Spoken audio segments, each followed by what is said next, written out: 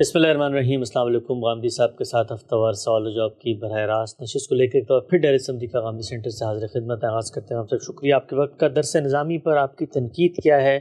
2 نشستوں میں ابتدائی گفتگو ہوئی تھی۔ غامدی صاحب کا ایک مضمون جو ان کی کتاب مقامات میں موجود ہے،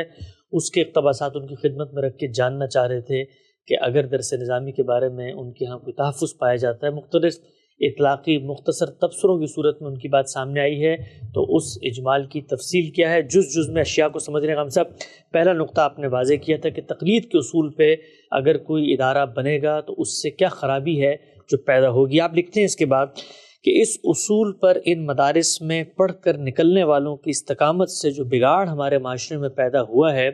وہ کسی صاحب نظر سے چھپا ہوا نہیں ہے۔ ہم صبح و شام دیکھتے ہیں کہ فرقہ بندی کا ناسور اس ملت کے جسم میں جاری اور اختلاف ہمیشہ اتفاق پر بھاری رہتا ہے۔ ممبر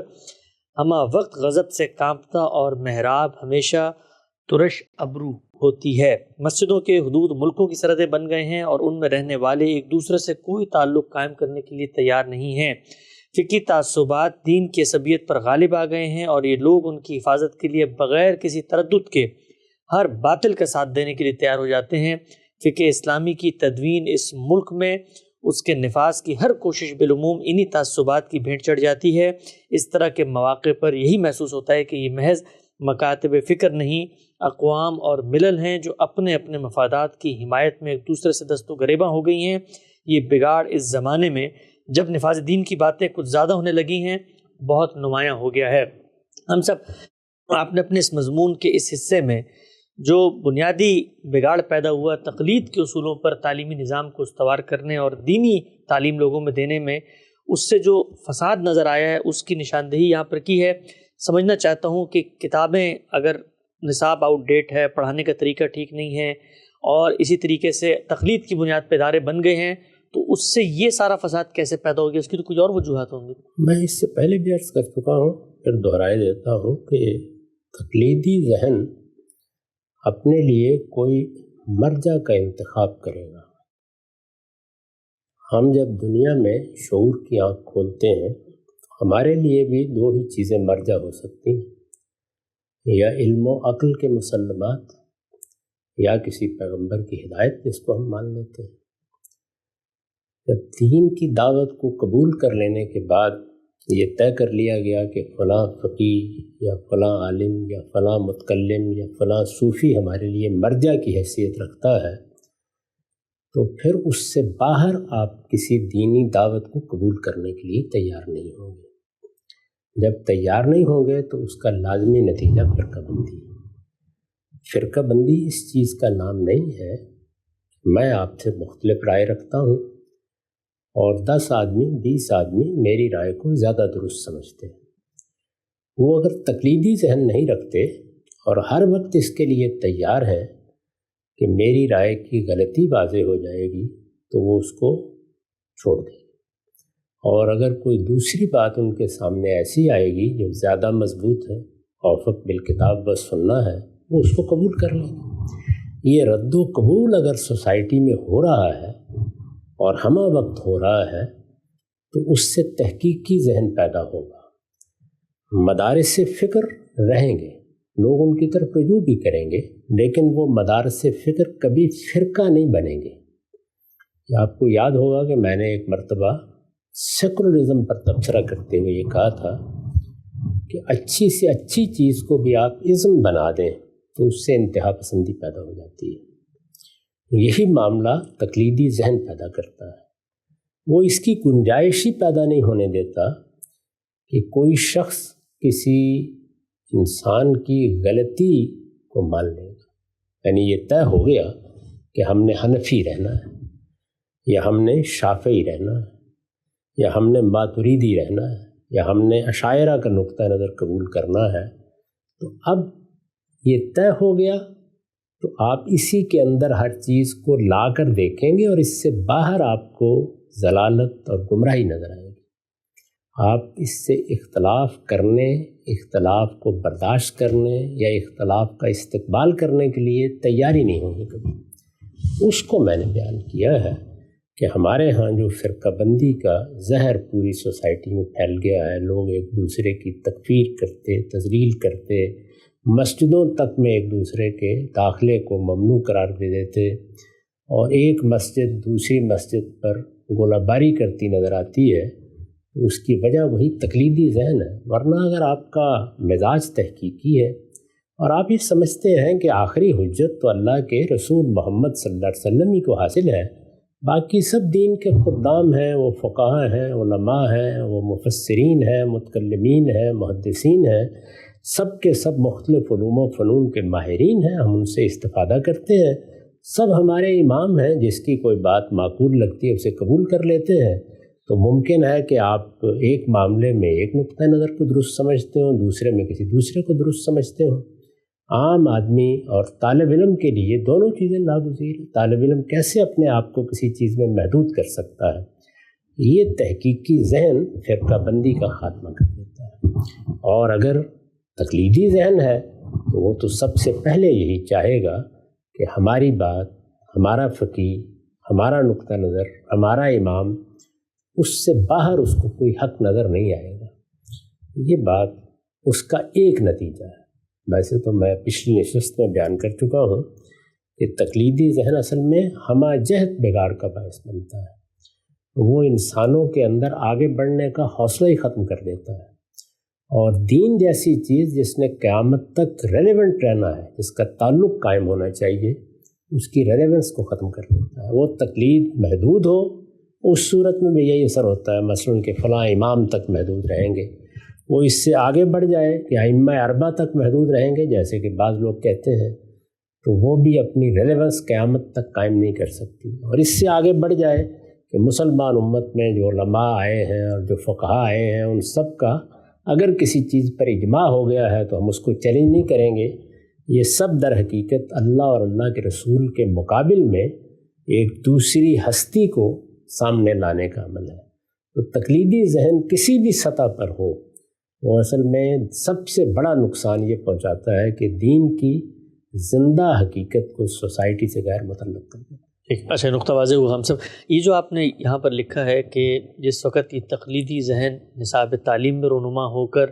لوگوں کی تعلیم اور تربیت کا موضوع بن جاتا ہے، تو اس سے جو اوضاع وجود میں آتے ہیں، یعنی ایک مسجد ہے، ایک مدرسہ ہے، وہ در حقیقت کسی علمی، تعلیمی، تحقیقی، تدریسی نوعیت کے ماحول کو پیدا نہیں کرتا، بلکہ وہاں پر لگتا ہے کہ کوئی ریاست بن گئی ہے، کوئی اپنی لوگوں کی باؤنڈریز ہیں۔ یہ جو تقلیدی ذہن ہے ہم سب، یہ تحفظ کی نفسیات پیدا کرتی ہے، اور تحفظ جو ہے وہ سرحدوں کو بانٹتا ہے۔ ہم یہ دیکھتے ہیں کہ ہمارے ملک میں ظاہری بات ہے ایک پورا کا پورا جب جمع غفیر ہو، وہ آپ کا مقلد محض ہو، تو آپ اپنے آپ کو ایک طریقے کا سربراہ مملکت ہی محسوس کر رہے ہوتے ہیں، اور اس کے نتیجے میں معاشرے کے اندر جزیرے بننا شروع ہو جاتے ہیں۔ تو یہ ہمارے ہاں جو آپ کو علماء کی ہاں ایک طرح کی جس کو آپ کہتے ہیں دھونس نظر آتی ہے کہ اگر یہ کیا تو ہم یہ کر دیں گے، اور وہاں پر بلاک کر دیں گے، اور شہر کو آگ لگا دیں گے، اس کا بھی یہی نتیجہ نکلتا ہے۔ یہ اصل میں اسی چیز کا سیاسی ظہور ہے، یعنی جیسے ہی آپ کوئی خاص نقطہ نظر اختیار کر لیتے ہیں اور پھر اس پر اپنی شناخت کی بنیاد رکھ دیتے ہیں، تو اس کی حفاظت کی نفسیات پیدا ہو جاتی ہے، اور حفاظت کی نفسیات پھر اپنا حق منوانا چاہتی ہے، یا یوں کہیے کہ سوسائٹی میں جو طاقت کا اسٹرکچر بنتا ہے، وہ ہر سوسائٹی میں بنتا ہے، اس میں اپنا حصہ لینا چاہتی ہے۔ اس کی ایک جگہ ہے، اور یہ جگہ اس کو ملنی چاہیے، لیکن یہ کہ اس سے جو ذہنیت پیدا ہوتی ہے یہاں، وہ زیر بحث ہے۔ علماء اپنی ذات میں ایک طبقہ بن جاتے ہیں۔ اگر میں نے ایک خاص شعبے کا انتخاب کر لیا ہے، تو اس کے نتیجے میں اسی شعبے کا انتخاب کرنے والے بہت سے لوگ اگر پیدا ہو گئے تو ایک جمعیت تو بن جائے گی، جیسے ڈاکٹر اگر آتے ہیں تو ایک انجمن ان کی بن جائے گی، اسی طرح سے مزدور ہیں ان کی کوئی انجمن بن جائے گی، پیشے کے لحاظ سے، مہارت کے لحاظ سے، فن کے لحاظ سے یہ چیزیں وجود میں آ جاتی ہیں۔ تو علماء بھی، یعنی وہ لوگ جنہوں نے اپنے آپ کو دینی علوم کے لیے خاص کر لیا، سوسائٹی میں ایک الگ حیثیت سے سامنے آئیں گے، اور اس لحاظ سے ان کا ایک مقام بھی سوسائٹی مانے گی، یا اس کو جگہ دے گی، یا طاقت کے اسٹرکچر میں اس کا کوئی راستہ بنائے گی، یہ سب ہوگا۔ لیکن اگر یہ اس سے آگے بڑھ کر تقلیدی ذہن سے پیدا ہوا ہے، تو پھر یہ استدلال کی زبان استعمال نہیں کرے گا۔ استدلال کی زبان ہمیشہ دعوت کی زبان بن جاتی ہے، یعنی مجھے اگر لوگوں کو دین کے بارے میں کوئی بات بتانی ہے یا متنبع کرنا ہے یا اس میں کسی غلطی کے بارے میں توجہ دلانی ہے، تو پہلی چیز یہ ہے کہ میں یہ سمجھوں گا کہ یہ بات اگر اس طرح ہے تو مجھے لوگوں کو سمجھانا ہے کہ یہ اس طرح کیوں ہے۔ میں اس کے دلائل دوں گا، استدلال واضح کروں گا۔ مخاطب نے اگر کوئی چیز پہلے نہیں سمجھی، اس کے ذہن میں کوئی اشکال ہے تو اس کو رفع کرنے کی کوشش کروں گا۔ تو میرا تمام اسلوب اگر تحقیقی ذہن کے ساتھ دین کو سمجھا گیا ہے تو وہ دعوت کا ہوگا، استدلال کا ہوگا، ریزننگ کا ہوگا۔ اور اگر ایسا نہیں ہے، میں نے خود بھی ایک چیز کو تقلید کے اصول پر سمجھا ہے، تو پھر میں دوسروں سے بھی اسی چیز کا تقاضا کروں گا کہ یہ بات اگر اس نقطہ نظر کے لوگوں نے کہہ دی ہے تو پھر اس سے انحراف کی کوئی گنجائش نہیں ہے۔ یہ جو لفظ آپ نے استعمال کیا ہے کہ اس میں پھر استدلال نہیں ہوتا بلکہ سیاسی طاقت سے، سیاسی طاقت ظاہر ہے کہ عصبیت سے پیدا ہو جاتی ہے، چیزوں کو منوانے کا انداز پیدا ہو جاتا ہے۔ اس وقت ہمارے معاشرے میں علماء کی قدر و منزلت میں کمی آنے کی ایک بڑی وجہ یہ ہے، یعنی اگر وہ تحقیقی اور استدلالی اسلوب میں سامنے آئے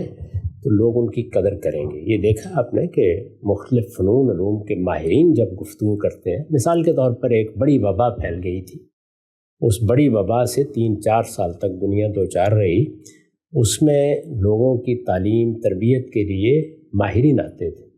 وہ آ کے استدلال سے اپنا مقدمہ بیان کرتے تھے اور آپس میں اختلاف بھی کرتے تھے اور یہ بتاتے تھے کہ اس کا ایسے معالجہ ہوگا، اس میں یہ احتیاطیں کرنی چاہیے، ان چیزوں کو تدابیر کے طور پر اختیار کرنا چاہیے، تو کوئی ریزنٹمنٹ ہی پیدا ہوتی،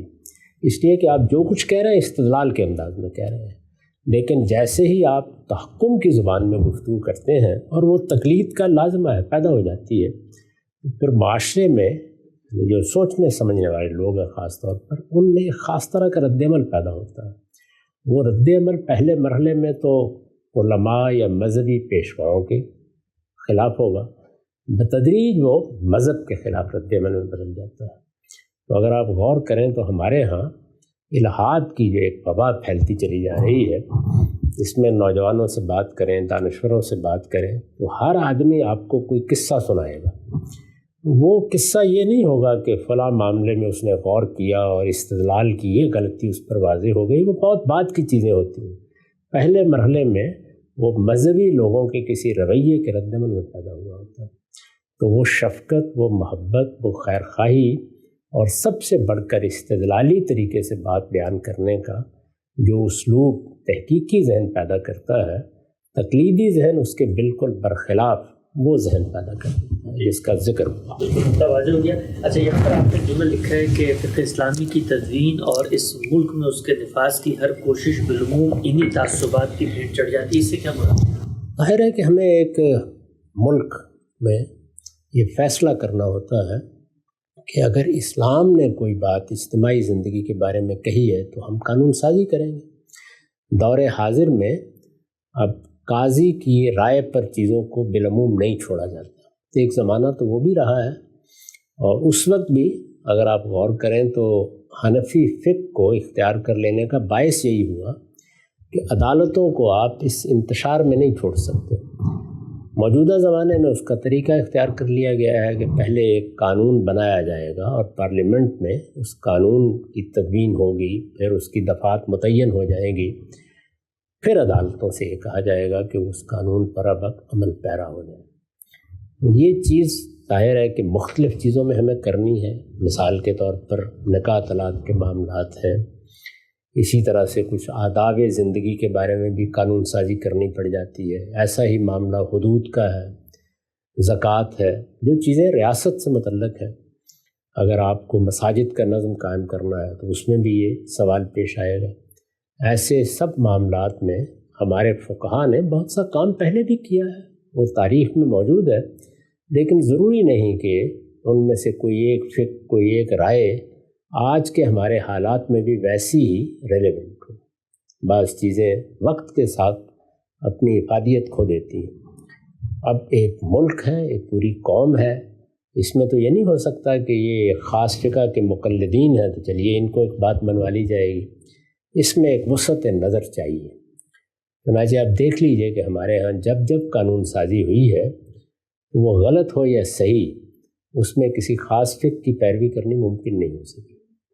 تو اس کو میں نے واضح کرنے کی صحیح کی ہے کہ جب بھی کبھی قانون سوسائٹی کا قانون بنے گا تو اس کو اسی بنیاد پر بننا چاہیے کہ یہ پورے اسلام کی میراث ہے، یعنی اسلام قرآن و سنت کی صورت میں، اور اگر استفادہ کرنا ہے تو ماضی کی پوری تاریخ سے استفادہ کریں گے، جیسے کہ جدید قانون میں بھی آپ بڑے ماہرین قانون کی تحقیقات سے، جن لوگوں نے اس سے پہلے فیصلے کیے ہیں ان کے فیصلوں سے استفادہ کرتے ہیں،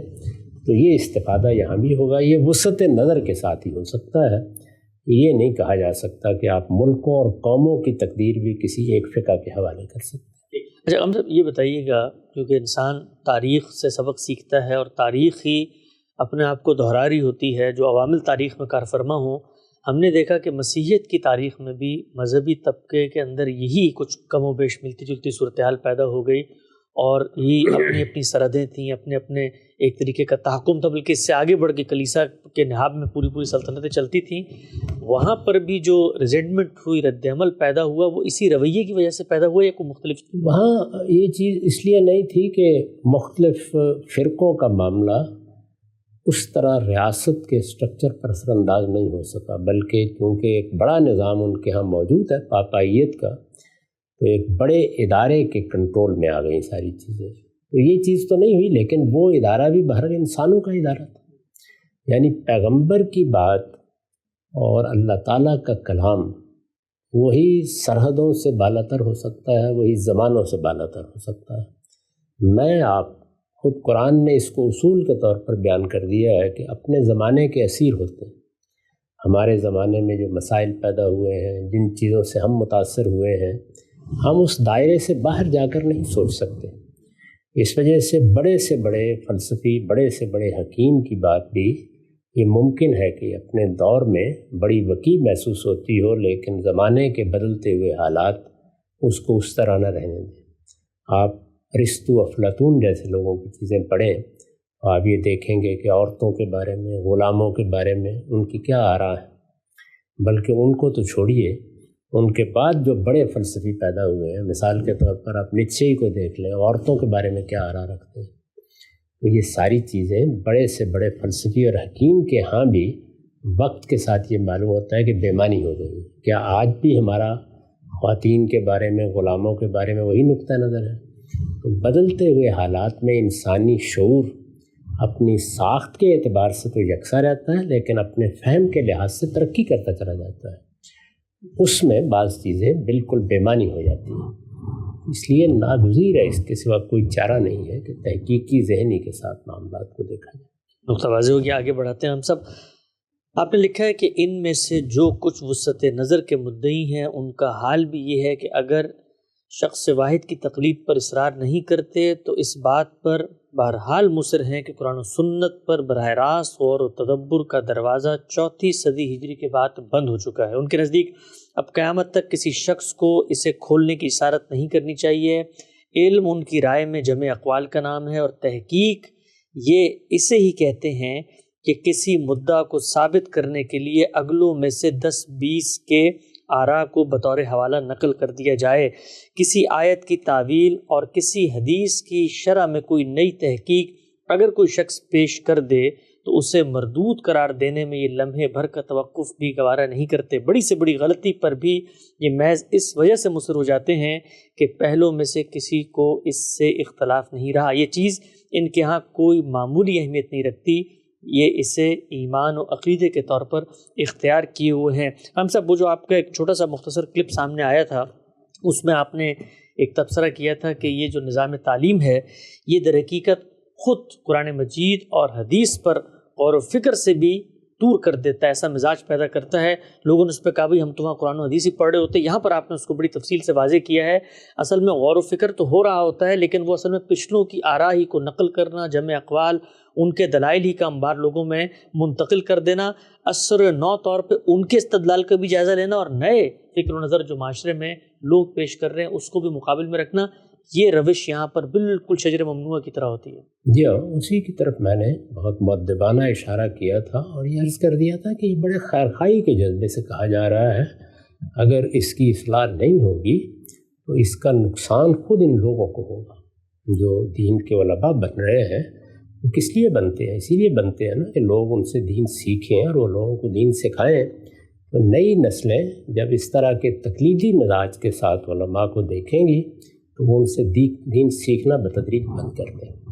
ایک نقطہ واضح ہو گیا غام صاحب سے درس نظامی کے حوالے سے کیا ان کا تبصرہ ہے، کیا ان کی تنقید ہے، ایک ایک نقطے کو جز میں سمجھ رہے ہیں۔ سلسلہ گفتگو کی آج یہ تیسری نشست تھی، موضوعات کو آگے بڑھائیں گے، وقت یہاں پہ ختم ہوتا ہے، دوبارہ حاضر خدمت ہوں گے، اب تک آپ کا بہت شکریہ۔